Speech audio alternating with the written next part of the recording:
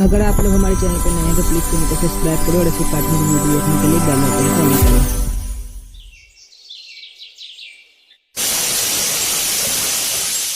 ओहो माँ, ये देखो सारी दाल फिर से बाहर निकल गई। अरे सारी कहाँ निकली है, थोड़ा बहुत पानी ही बाहर निकला है। अब पुराना कुकर है तो थोड़े बहुत नखरे तो दिखाएगा ही ना। थोड़े बहुत नखरे? माँ, बाबा आदम के जमाने का कुकर है ये। बाबा आदम के जमाने में प्रेशर कुकर नहीं हुआ करते थे, समझी? इसे तो तेरी नानी लाई थी अपने मायके से, और फिर जब मेरी शादी हुई तो उन्होंने इसे मुझे दे दिया था। अच्छा, तभी मैं कहूँ कि आखिर इतना प्यार क्यों है आपको इस फटेहाल कुकर से। तेरी नानी की आखिरी निशानी है ये कुकर। इसमें खाना बनाती हूँ तो ऐसा लगता है जैसे वो मेरे पास ही बैठी है और मुझे सब बता रही है। लीला, दाल में नमक आराम से डालना, तेज ना हो जाए। और जब इसमें दाल उफन कर पूरे चूल्हे पर फैल जाती है तब कुछ नहीं कहती नानी तुमसे? चुप कर, चल अब या तो आटा गूंद दे या फिर ये चूल्हा साफ कर दे। बता क्या करेगी? अब मैं आटा ही गूंद देती हूँ, अपना कुकर और इसका फैलाए रहता आप ही समेटो। ये कहकर प्रीति एक बर्तन में आटा लेकर उसे गूंथने लगी और उसकी माँ लीला चूल्हा साफ करते हुए उससे बातें करने लगी। लेकिन तभी अचानक लीला की सांसें उखड़ने लगी और फिर प्रीति, प्रीति, पानी। प्रीति ने फौरन लीला को पानी पिलाया, लेकिन लीला की खांसी और सीने का दर्द अब भी कम नहीं हुआ था। माँ रुको, मैं तुम्हारी दवाई लेकर आती हूँ। प्रीति फौरन लीला की चारपाई के सिरहाने रखी दवाई की बोतलें टटोलने लगती है, जो कि पूरी तरह से खाली थी। ये देखकर प्रीति और भी मायूस हो जाती है। माँ ने मुझे एक बार भी नहीं बताया कि उनकी दवाइयाँ खत्म हो चुकी है, अब मैं क्या करूँ? प्रीति, इधर इधर आ बेटी। नहीं माँ, मैं तुम्हारी दवा लेने जा रही हूँ। नहीं प्रीति, वो पैसे मैंने तेरी शादी के लिए जोड़ कर रखे, उन्हें खर्च मत कर। तुझे मेरी कसम। कि तुम कैसी बातें कर रही हो माँ? तुमसे जरूरी मेरे लिए और कुछ नहीं है। तो मेरी खातिर मान जा बेटी। इधर मेरे पास वक्त कम है। नहीं माँ, ऐसे मत बोलो, मैं तुम्हें कुछ नहीं होने दूंगी। बस कर मेरी बच्ची, अब और नहीं लड़ पाऊंगी इस बीमारी से। अब मेरे जाने का समय आ गया है। तू मुझसे वादा कर, मेरे जाने के बाद तू गीता मौसी के बताए लड़के से शादी कर लेगी। माँ, ये सब अभी जरूरी नहीं है। तुम चलो मेरे साथ, तुम्हारी तबीयत बिगड़ रही है। नहीं, मुझे कहीं नहीं जाना। तेरे बाबा मुझे बुला रहे हैं। बस तू मेरी आखिरी ख्वाहिश पूरी कर देना बेटी, तेरा घर बस जाए और मुझे कुछ नहीं चाहिए।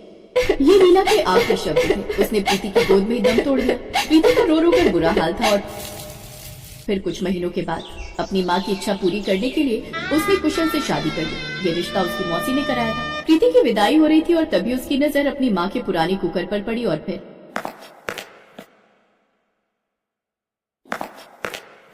प्रीति, ये क्या कर रही है? इस पुरानी कुकर से क्या करेगी?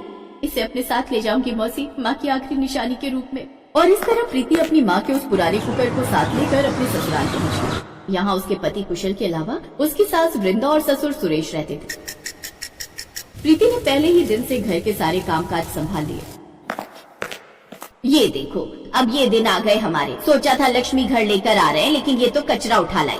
नहीं माँ जी, ये कचरा नहीं है, ये मेरी नानी का कुकर है और अब माँ की आखिरी निशानी के रूप में ये मेरे पास है।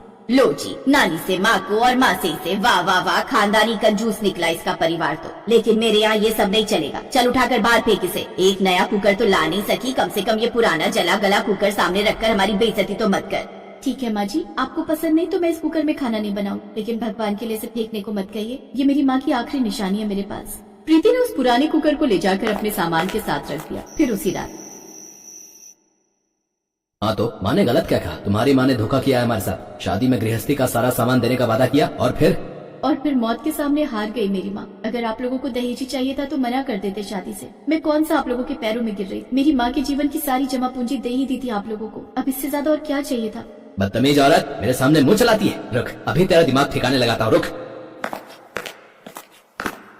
इसके बाद कुशल ने प्रीति को बहुत मारा, बल्कि अब तो ये हर रोज का किस्सा हो गया। कुशल की माँ झूठी सच्ची बातें बोलकर उसे प्रीति के खिलाफ भड़का दी और कुशल उस पर हर रोज हाथ उठा।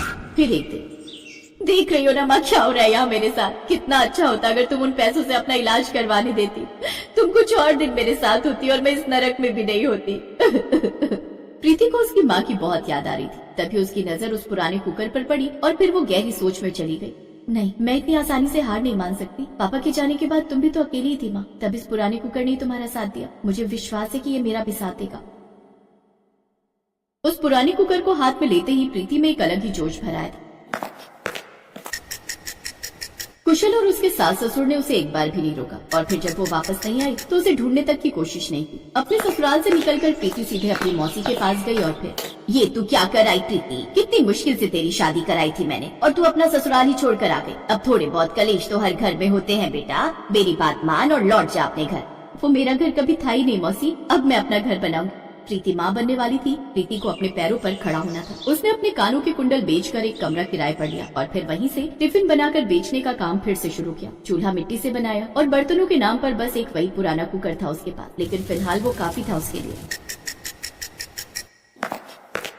कमाल कर दिया प्रीति तूने तो, इस बेकार से कुकर में इतना कुछ बना लिया। हाँ मौसी, माँ को देखा था मैंने और सच कहूँ तो जैसे उन्हें ये पुराना कुकर नानी का एहसास दिलाता था, ठीक वैसे ही ये मुझे भी माँ के आसपास होने का एहसास कराता है। इस पर खाना बनाते हुए ऐसा लगा जैसे माँ हर वक्त मेरे पास ही बैठी थी। उसने दिन रात मेहनत की, दूर दराज के ऑफिसों तक अपने टिफिन पहुँचाए और धीरे धीरे तरक्की करती चली गई। फिर कुछ सालों के बाद, होटल तो बढ़िया लग रहा है, महंगा भी लगता है। और नहीं तो क्या, इस इलाके का सबसे बड़ा और महंगा होटल है ये। एहसान मानिए मेरे भाई का कि वो आप लोगों को यहाँ खिलाने ले आया, वरना आप लोगों की औकात तो यहाँ घुसने तक की नहीं है। वृंदा ने कुशल की दूसरी शादी करवा दी। इस बार उसकी बहू अमीर घर से जरूर थी, लेकिन वृंदा, उसके पति और कुशल, उनके ही घर में अब कोई सम्मान नहीं था। नई बहू बार बार पर उनकी बेइज्जती करती थी और वृंदा मुंह पर ताला लगाए सब कुछ बर्दाश्त कर रही। उस शानदार होटल में खाना खाते हुए अचानक ही कुशल की नजर एक जगह जाकर जम गई। ये देखकर वृंदा ने उसे कोहनी मारते हुए कहा, क्या कर रहा है कुशल, खाना खाना। माँ वो कुकर, वो तो।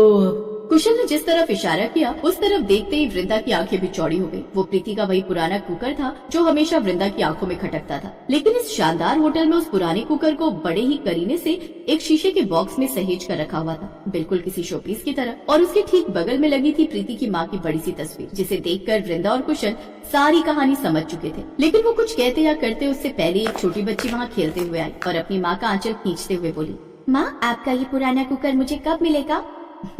जब तुम इसे संभालने के लायक हो जाओगी और इसके पुरानेपन से ही तुम्हें प्यार हो जाएगा, तब मैं खुद इसे तुम्हें दूंगी। तुम देखना ये तुम्हारी भी वैसे ही मदद करेगा जैसे इसने मेरी की थी। ये कहकर प्रीति ने अपनी बेटी निम्मी को गले से लगा लिया और फिर उसने कुशल और उसके परिवार की तरफ ऐसे देखा जैसे वो उन्हें पहचानती नहीं। दूसरी तरफ कुशल और वृंदा में भी कुछ कहने की हिम्मत बाकी नहीं। वो चुपचाप खाना खाते रहे और अपने किए पर पछताते रहे।